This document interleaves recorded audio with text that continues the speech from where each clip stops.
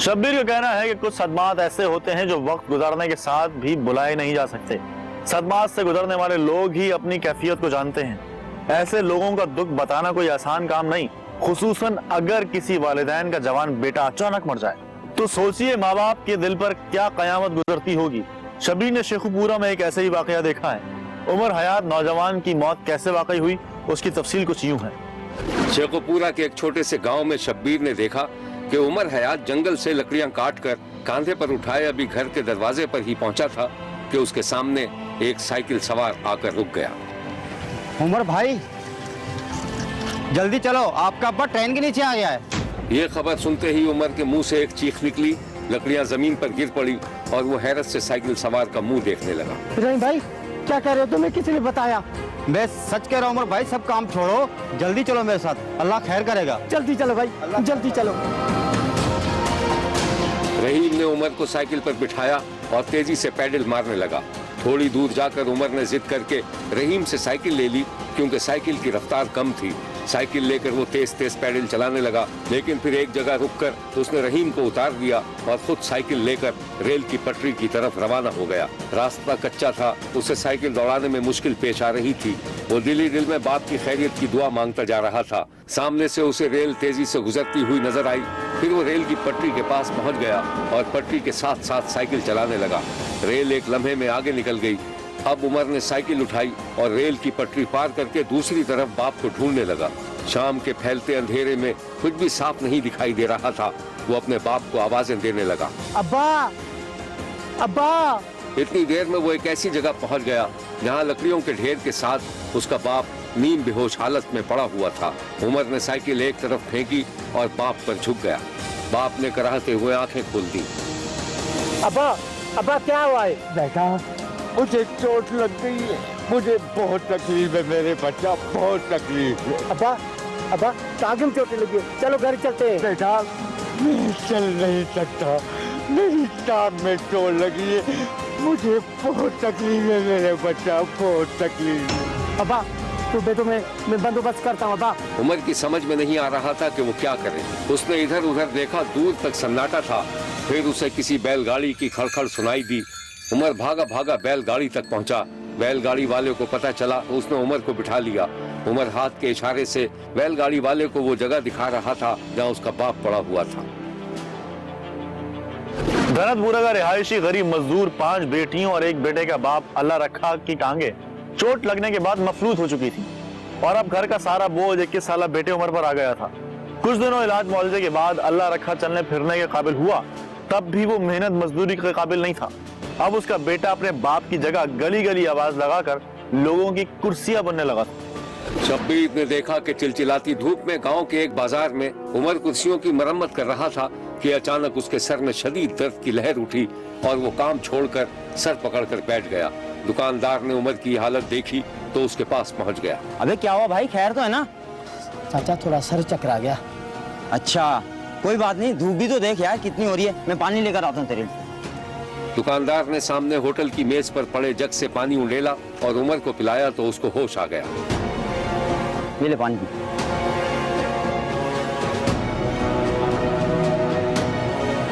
शुक्रिया चाचा, थोड़ा काम करता हूँ, पता नहीं क्यों चक्कर आ जाते हैं। अबे कुछ नहीं, मुझे पता है तुम सारी रात मोबाइल पे लगे रहते हो यार, थोड़ा आराम किया करो।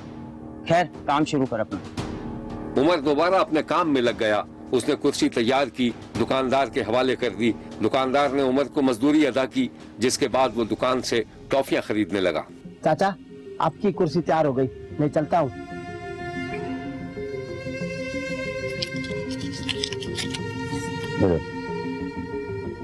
चाचा ऐसा करो, मुझे टॉफी दे दो। टाफियां? अबे क्या बच्चा बन रहा है? चाचा मेरी छोटी बहन है ना, मुझे बहुत प्यार करती है, जब वो टॉफी खाएगी ना बहुत खुशी हो जाएगी। वाह भाई वाह, अल्लाह आप जैसा बेटा भाई हर किसी को दे। चाचा कितने हुए पैसे? अबे रख ले, मेरी तरफ से बहन के लिए, ठीक है, अपनी बच्ची है। ले। अच्छा चाचा मैं चलता हूँ। अच्छा बात सुन, सुबह जल्दी आ जाइयो, 3 कुर्सियां और भी बनानी है। ठीक है चाचा मैं चलता हूँ।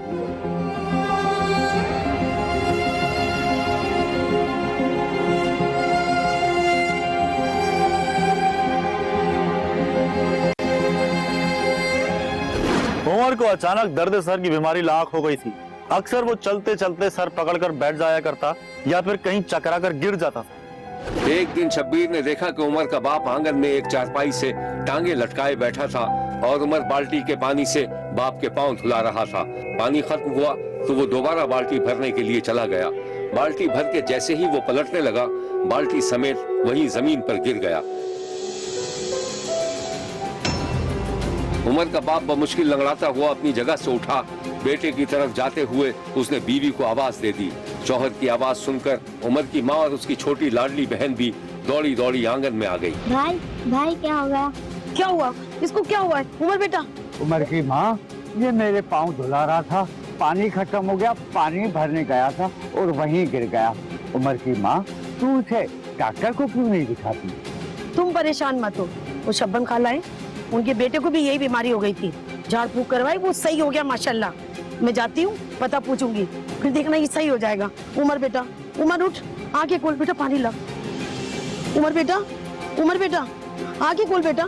बहन ने भाई के मुंह पर पानी छिड़का तो कुछ देर बाद उमर को होश आ गया। होश में आ बेटा, होश में आ उमर, होश में आ बेटा, होश में आ। मत बेटा उमर, उठ के होश में आ बेटा, होश में आ। चोट तो नहीं आई? होश में आ बेटा। चोट तो नहीं आई तुझे?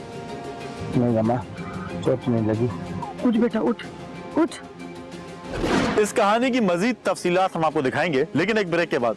कहीं जाइएगा मत, क्योंकि कोई देखे ना देखे, शब्बीर तो देखेगा। उमर हयात बीमार था, लेकिन उमर हयात के माँ बाप को उनके रिश्तेदारों ने यकीन दिलाया था कि उमर पर किसी आसेब का साया था। अब उमर की माँ हर दूसरे तीसरे दिन बेटे का हाथ पकड़कर किसी मजार पर ले जाती थी। उस दिन भी उमर की माँ अपने बेटे को मजार से लेकर लौट रही थी कि रास्ते में उसे दिलावर शाह मिल गया, जो साइकिल पर कहीं जा रहा था। अरे दिलावर भाई, दिलावर भाई। दिलावर शाह ने मुड़कर देखा और फिर उमर और उसकी माँ के नजदीक आ गया। साला क्या हो गया इसको, और कहाँ से आ रही हो तुम? अरे दिलावर बेटा, मैं तो कब से बुला बुला के थक गई हूँ। बीमार है उमर बेटा, दम दरूद करवाने आ रही हूँ। एक सेकंड, उमर जरा ऊपर देखो, और ऊपर, अब नीचे बेटा। उमर दिलावर शाह की हिदायत पर अमल करता रहा। फिर अचानक दिलावर शाह ने उमर की माँ को तसल्ली देते हुए उसे यकीन दिलाया कि उमर बीमार नहीं था, बल्कि उस पर आसेब ने कब्जा किया हुआ था। खाला, तुम मानोगी तो नहीं, लेकिन मैं तुम्हें बता देता हूँ कि तुम्हारे बेटे पर जिन आ गए हैं, जिन, और वो उमर को छोड़ेंगे नहीं। दिलावर शाह की ये बात सुनकर उमर की माँ खौफजदा हो गई। ये क्या कह रहे हो? अब क्या होगा? मैं जिन्नात को ऐसा सबक सिखाऊंगा कि वो फिर कभी गांव का रुख नहीं करेंगे। उमर, क्या तुम्हें कोई सोच में डराता है? दिलावर बेटा, मेरे बेटे को बचा लो, कुछ करो तुम। खाला, कल जुमेरात है और कल मैं मगरिब के बाद कब्रिस्तान में लगे दरख्त के नीचे बैठकर चिल्ला खींचूंगा, ताकि पता चल सके कि जिन्नात की तादाद कितनी है। ठीक है बेटा, क्या हमें भी साथ बैठना होगा? हाँ, तुम दोनों भी। फिर दूसरे दिन शब्बीर ने इंतहाई आसेब ज़दा सा मंजर देखा। अंधेरे में दरख्त के नीचे मोमबत्ती की रोशनी में तीनों के चेहरों का कुछ कुछ हिस्सा नजर आ रहा था। दिलावर शाह कुछ पढ़ने में मसरूफ था। दिलावर शाह ने जैसे ही अमल खत्म किया, उमर पर फिर एक बार दौरा पड़ गया और वो जमीन पर गिर गया, जिस पर उसकी माँ परेशान हो गई। उमर बेटा, उमर बेटा, क्या हुआ? दिलावर भाई, हौसला खाला, हौसला। जिन गुस्से में आ गए हैं, हमला किया है उन्होंने। वो 5 हैं, इनमें से एक कुत्ते की शक्ल में है। दिलावर भाई, मेरे बेटे को बचा लो, इसको बचा लो, मेरे बेटे को। खाला, तुम घर जाओ, उमर को यहीं रहने दो। आज रात मैं जिन्नों का खात्मा कर दूंगा, जलाकर भस्म कर दूंगा। माँ खौफजदा होकर वहाँ से जाते हुए बेटे को प्यार करके गई। फिर फजा में हर तरफ अजीब व गरीब आवाजें गूंजने लगी।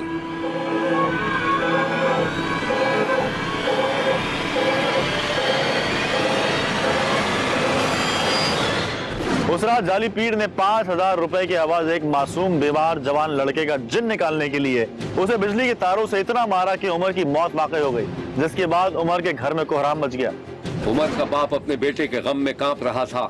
उसका जीता जागता जवान बेटा जाली पीर ने अजियत दे देकर हलाक कर दिया था। दुकाना जाके महल जा कुर्सियां अपनी मेहनत मजदूरी करके अपनी धीਆਂ कमा के ला देना। ਅਸੀਂ ਨਾ ਸਾਡੇ ਪੁੱਤਰਾਂ ਵੀ ਕੀਤਾ ਨੇ ਗਾਹ ਨੂੰ ਸਜ਼ਾ ਮੌਤ ਦੀ ਚਾਹੀ ਗਾਹ ਕਿਸੇ ਧਾਨ ਨੇ ਇਸ ਨਾ ਕਰੇ। उमर के घर में ऐसी सफे मातम बिछी हुई थी कि पत्थर भी मोम होकर पिघल रहे थे। आंगन में शामियाने के नीचे बैठी औरतें ऐसे बैन कर रही थीं कि कलेजा मुंह को आता था। उमर की माँ को अपने बेटे की मौत पर किसी तरह सब्र नहीं आ रहा था। ये है वो अलमनाक मनाजिर।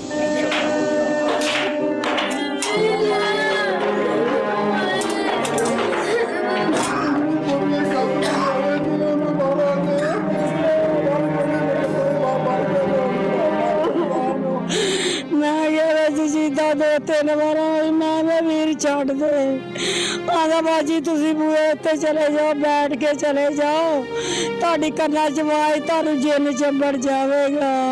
शब्बीर ने जब उमर की लाडली छोटी बहन को देखा तो उससे नहीं देखा गया। उसका प्यार करने वाला जीता जागता भाई मर गया था। मेरा भाई सबसे अच्छा था, दुनिया में ऐसा कोई भाई नहीं होगा जितना हमारा भाई अच्छा था। हमें इंसाफ चाहिए, हमारा भाई चाहिए, क्या हुआ कोई लाश ना हमारा भाई। पुलिस ने जाली आमिल को गिरफ्तार कर लिया था और इस जाली आमिल की ढिठाई देखिए कि वो अब भी पुलिसराग जिनों का किस्सा सुना रहा था। उन्होंने वादा करके दस्या कि 6 जने विच बाबे हाँ, 5 जने विच बाबे हाँ ते 1 जना असीं विच कुत्ता वा, यानी कि कोई नाम सी कि असीं 6 जने विच। इस वजह तो कुट्टी जांदे ते मुंडा उन्हां दा डिग पैंदा है ते फिर वो कहंदे ने हाँ जी हुण दसो की करिए। मैं कहा जी हुण इहनूं हस्पताल लै जाओ। शब्बीर ने 5 बहनों के अकलौते जीते जागते भाई की अलमनाक और सफ़ाकाना मौत पर शदीद दुख का इजहार किया है। शब्बीर का कहना है कि उमर हयात का अगर बाकायदा किसी डॉक्टर से इलाज हो जाता तो ये नौबत नहीं आती। शब्बीर ने जाली आमिल को कड़ी से कड़ी सजा देने का मुतालबा किया है। देखते रहिए, क्योंकि कोई देखे न देखे, शब्बीर तो देखेगा।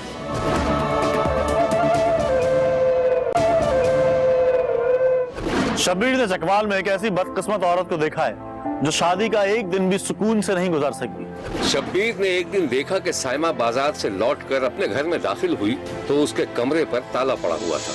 साइमा ने ताले को हैरत से देखा, फिर ताले को हिला जुला कर उसे खोलने की कोशिश की, लेकिन ताला न खुल सका। थकी हारी पसीने में शराबोर साइमा अभी अपना बुर्का भी नहीं उतार पाई थी कि उस पर यह मुसीबत टूट पड़ी थी। साइमा ने फौरन घर के दूसरे हिस्से का रुख किया जहां उसकी सास का कमरा था।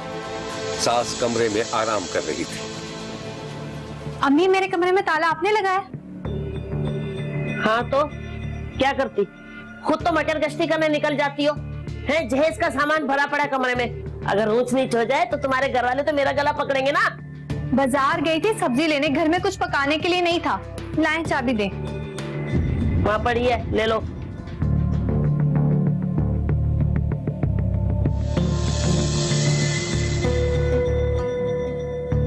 कहाँ पर? यहाँ पे तो चाबी नहीं पड़ी हुई। आंखें खोल के देखना, तुम्हारी भी नजर कमजोर हो गई है क्या? वही रखी है। आप खुद आके ढूंढ के दे दें। नहीं है भैया, किसी ताले वाले को बुला के ताला तोड़वा दे। पर अम्मी, आपने मेरे कमरे में ताला लगवाया क्यों? वो मेरा कमरा है। हाय, ये तेरे तेर मेर नहीं तो इस घर को बर्बाद किया है। तो मैंने कहा था बावर्ची खाना अलग करने का, आपने ही कहा था अलग हो जाओ, अलग खाओ, अलग पकाओ। हाँ, मैंने ही कहा था और अच्छा ही कहा था।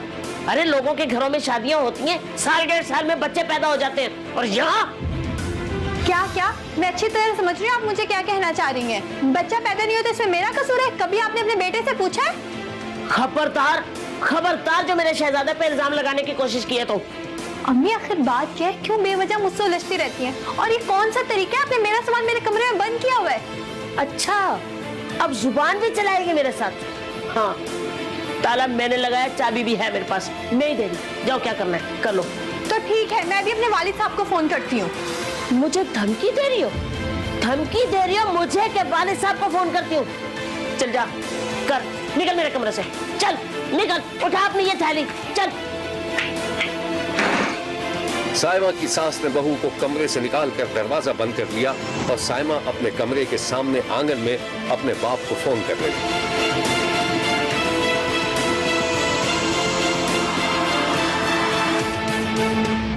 साइमा का बाप बेटी के लिए खाने पीने का सामान लेकर आया तो उसकी सास आग बबूला हो गई। बाप बेटी को समझा बुझाकर चला गया, मगर सास ने अब मुबैना तौर पर न सिर्फ साइमा के कमरे की बिजली काट दी बल्कि पानी भी बंद कर दिया था। शाम को जब साइमा का शौहर घर आया तो घर में अच्छा खासा हंगामा खड़ा हो गया।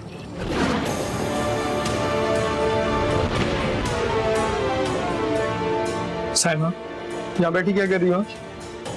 और ये लाइट कब से गई है? अम्मा के कमरे के तो बल्ब चल रहे हैं। अपनी अम्मा से जाके पूछो, पता नहीं क्या दुश्मनी है उनकी मुझसे। दोपहर को बाजार से लौटे और कमरे के बाहर ताला लगाया हुआ था और अब्बा जी को कॉल करी तो बिजली भी बंद कर दी। अच्छा ठीक है, चल जाकर मेरे लिए पानी लेकर आ। पानी नहीं आ रहा, वो भी बंद कर दिया है। पता नहीं दिमाग खराब हो गया उनका। ऐसी औरत को तो मौत भी नहीं आती।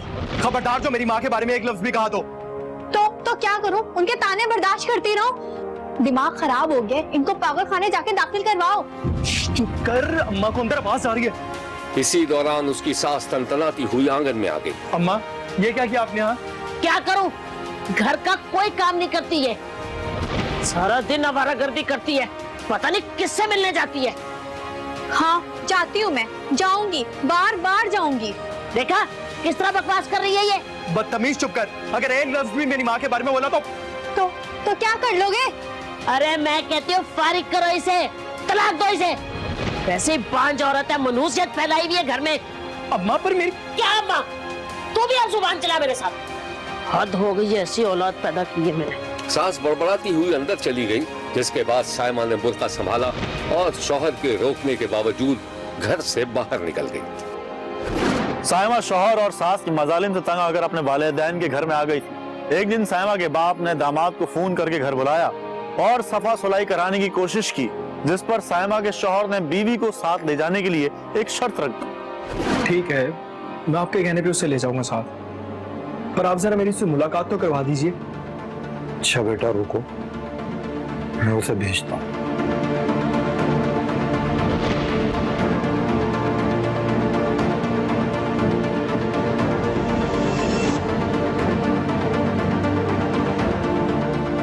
साइमा कमरे में आई तो वो दोनों एक दूसरे के लिए बिल्कुल अजनबी थे। फिर साइमा के शौहर ने खामोशी तोड़ दी। देखो साइमा, जो हुआ सो हुआ, मैं तुम्हें अपने साथ भी ले जाऊंगा, लेकिन एक शर्त पर। तुम्हें अपने माँ बाप के घर आना जाना कम करना होगा, क्योंकि तुम्हारे माँ बाप और तुम्हारे बहन भाई तुम्हें फरगलाते हैं। बोलो, ये शर्त मंजूर है? साइमा खामोशी से अपने शौहर का मुंह देखती रही। उसकी आंखों से आंसू बहते रहे। वो कर भी क्या सकती थी? माँ बाप भी कब तक सहारा देते? साइमा ने शौहर की किसी बात का जवाब दिए बगैर अपना बुर्का पहना और किसी रोबोट की तरह उसके साथ रवाना हो गई। साइमा शौहर के साथ गई तो उसे यूं लगा जैसे वो किसी कैद खाने में आ गई हो। सास की जानिब से बांझपन के ताने रोज बरोज बढ़ते जा रहे थे। मुबैना तशद्दुद का सिलसिला भी जारी था और उसे उसका शौहर मुतादिद बार घर से निकालने के लिए कह चुका था। और इस तरह साइमा हर बार शौहर के घर से घर भेजी जाती रही। इसी दौरान शौहर मुबैना तौर पर अपनी बीवी को ब्लैकमेल भी करता रहा। तुमने अपने अब्बू से बात की? मैं कैसे बात कर सकती हूँ? वो क्या सोचेंगे उनका दामाद उनसे पैसे मांग रहे हैं? देखो साइमा, अगर तुमने अपने बाप से 40,000 ना मांगे तो समझ लेना कि हमारी तलाक हो गई। ये कैसी बातें कर रहे हो? खुदा के वास्ते मनहूस बातें अपने मुंह से मत निकालें। मनहूस बातें?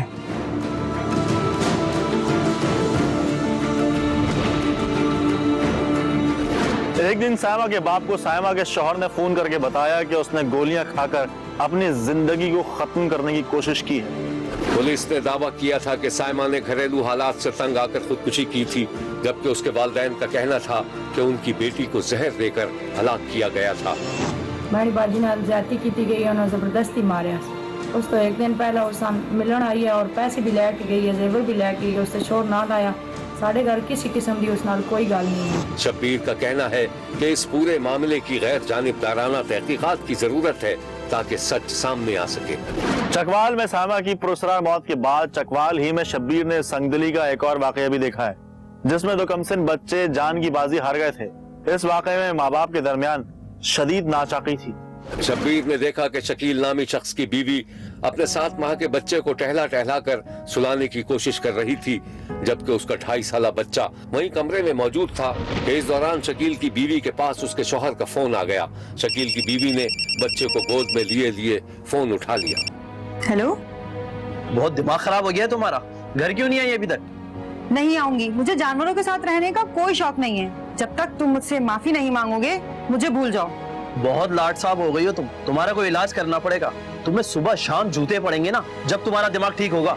बकवास बंद करो अपनी, और आइंदा मुझे फोन मत करना।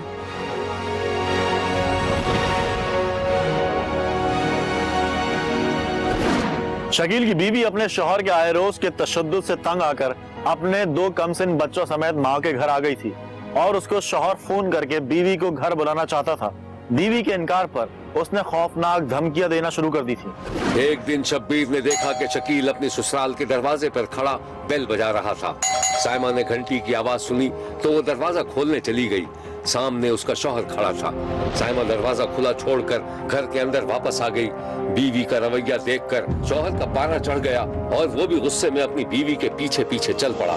बीवी तेज तेज कदमों से अपने कमरे में गई और अंदर से दरवाजा बंद कर लिया, जिस पर शौहर के तन बदन में आग लग गई और वो दरवाजा पीटने लगा।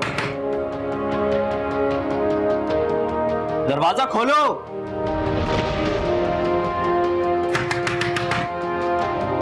दरवाजा खोलो वरना लात मार के तोड़ दूंगा मैं।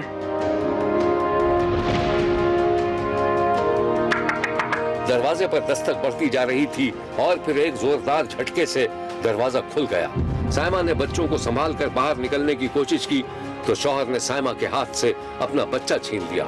साइमा ने दूसरे बच्चे को लेकर जाना चाहा तो शौहर ने उसे भी छीन लिया। दोनों में काफी देर तक छीना झपटी चलती रही और फिर शकील की बीवी पांव पटकते हुए दरवाजे से बाहर आ गई। अभी वो आंगन में पहुंची ही थी कि बच्चे के रोने की दर्दनाक आवाज बुलंद हुई, जिस पर वो दोबारा कमरे की तरफ भागी, मगर शौहर ने बढ़कर कमरे का दरवाजा बंद कर दिया था। मुबैना तौर पर बच्चों के बाप ने बीवी से लड़ाई के दौरान शदीद तैश में आकर एक ऐसी इंसानियत सोज हरकत कर दी थी जिस पर इंसानियत के सर शर्म से झुक जाएं। शकीउल कल्ब बाप ने 2 कमसिन बच्चों को फर्श पर पटक कर मार डाला था। शब्बीर ने दरिंदा सिफत बाप के हाथों उसके 2 कमसिन बच्चों की अलमनाक और वहशियाना मौत की शदीद मजम्मत की है। पुलिस ने मुलजिम को गिरफ्तार करके दोहरे कत्ल का मुकदमा दर्ज कर लिया है और अब पुलिस का फर्ज है कि वो कातिल की सजा तक मुकदमे की भरपूर पैरवी भी करे। देखते रहिए, क्योंकि कोई देखे न देखे, शब्बीर तो देखेगा। अभी कुछ अरसे कबल सियालकोट में एक इंतहाई शर्मनाक और अंदोनाक वाकये की वीडियो सामने आई तो इंसानियत लरज कर रह गई। सियालकोट के कुछ नामी गिरामी गुंडों ने ख्वाजा सराओं के एक अड्डे पर धावा बोल दिया था। गुंडों के इस गिरोह का सरगना था जीजा भट्ट नामी नाम नेहाद बदमाश।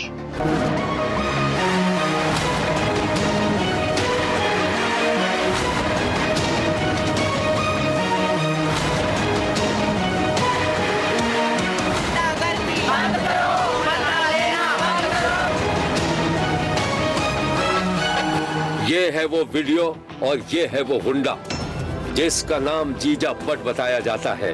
सियालकोट के इलाके पक्की कोटली में मौजूद जीजा भट्ट अपने साथी गुंडों समेत ख्वाजा सराओं के इस अड्डे पर पहुंचा तो ख्वाजा सरा कांप उठे।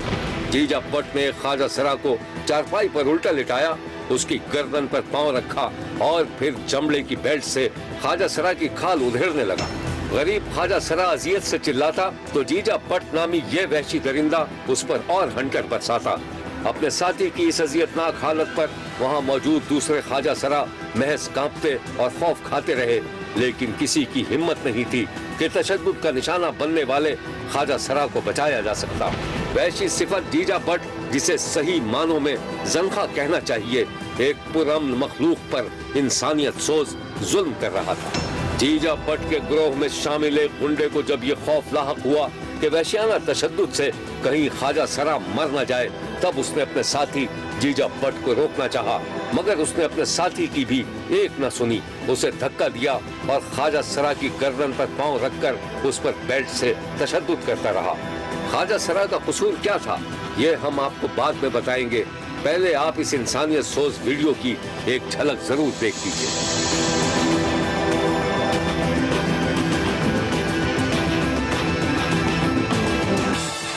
ख्वाजा सराओं पर बेईमाना तशद्दुद की खबर सामने आई तो पहले ये पता चला कि जीजा भट्ट नामी गुंडा भत्ता ना देने पर ख्वाजा सराओं को तशद्दुद का निशाना बनाया था, मगर बाद में तशद्दुद का निशाना बनने वाले ख्वाजा सरा ने जब अपनी दुख भरी कहानी सुनाई तो जीजा भट्ट के मकरू चेहरे से नकाब उड़ गया।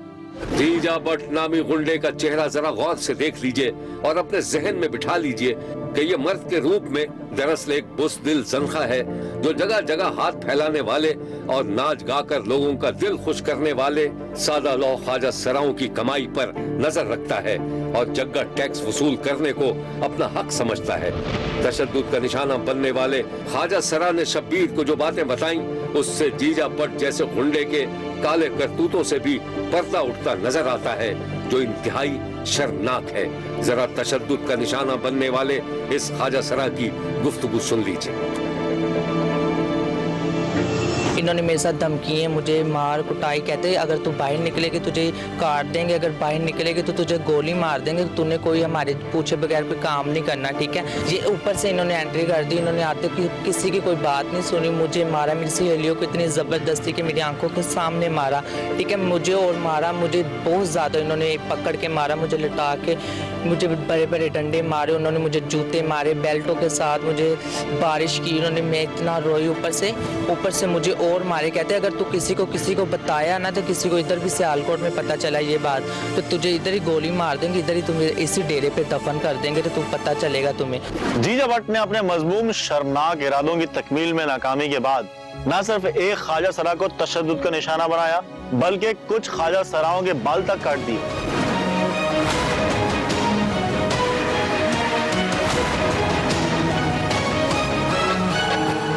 जब तक वो नहीं इंसाफ करेंगे वब तक हम इंतजार करेंगे, जब तक उससे कड़ी से साथ है। नेक्स्ट टाइम कभी कोई ऐसा करे ना इंसान किसी के साथ। जीजा भट्ट और उसके गुंडों ने ख्वाजा सराओं पर जो गुस्सा ढाया था उसका पोल जल्दी खुल गया, क्योंकि इन गुंडों ने न सिर्फ ख्वाजा सराओं को वहशियाना तशद्दुद का निशाना बनाया बल्कि इनकी वीडियो भी बनाते रहे जो खुद उनके गले का हार बन गई। और पुलिस ने 5 मरकजी मुल्जिमान समेत 13 अफराद को गिरफ्तार कर लिया और गिरफ्तारी की ये खबर एक्सप्रेस न्यूज पर नशर हुई थी। सियालकोट से खबर, जहां पर भत्ता न देने पर ख्वाजा सरा को बदतरीन तशद्दुद का निशाना बनाने वाले मरकजी मुलजिम जज्जा भट्ट को गिरफ्तार कर लिया गया है। मुकदमे में जगह टैक्स वसूल करने समेत दीगर संगीन दिफात भी शामिल की गयी। साथ ही ख्वाजा सराओं का एहतजाज भी जारी है जो मुलजिमान को बद्दुआएं दे रहे हैं।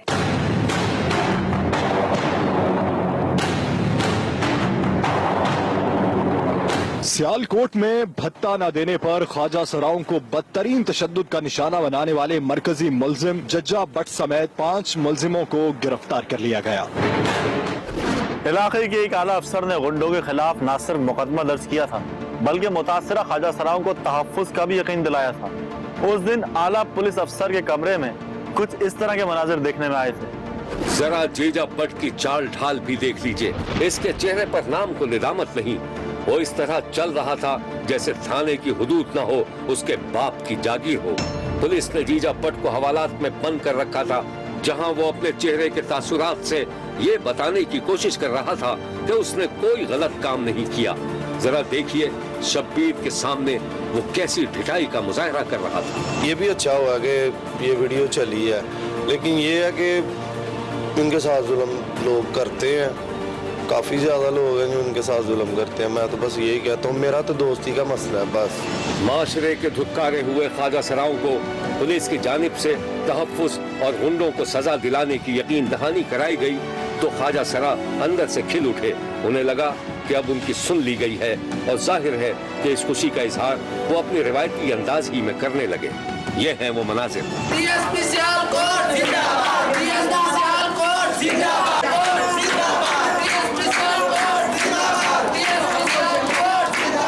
शब्बीर ने जीजा भट्ट और उसके साथी गुंडों को न सिर्फ सख्त सजा बल्कि सरेआम सजा देने का भी मुतालबा किया है, क्योंकि इन गुंडों ने एक ऐसी मखलूक पर जुल्म किया जो अपनी एक अलग पुरअमन फजा में रहते हैं, न ये चोरी करते हैं और न ही किसी के घर में डाका डालते हैं। तकदीर के हाथों मजबूर इन अफराद की दाद रसी न की गई तो इंसानी अखलाकियात की कोई तारीख हमें कभी माफ नहीं कर सकेगी। शब्बीर ने यह भी मुतालबा किया है कि ख्वाजा सराओं के माशरे में मकाम और मर्तबे के लिए बाकायदा कानून साजी की जरूरत है, ताकि उनको उनके हुकूक मिल सके और जीजा बट गुंडे जैसी सोच रखने वाले इनका जीना दूभर न कर सकें।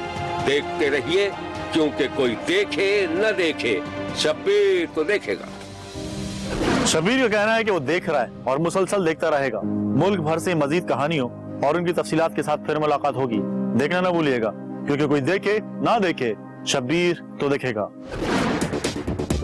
अगर आप अपने इर्द गिर्द होने वाले किसी गैर मामूली वाक़े से शब्बीर को आगाह करना चाहते हैं तो SMS करें SAB लिखकर स्पेस दें और अपना मैसेज अपने शहर और नाम के साथ 247 पर भेज दें। फैक्स करने के लिए हमारा नंबर है 02135803820। खत लिखने के लिए हमारा पता है 5 express way of Korangi road, Karachi. Express news, Shabbir तो देखेगा।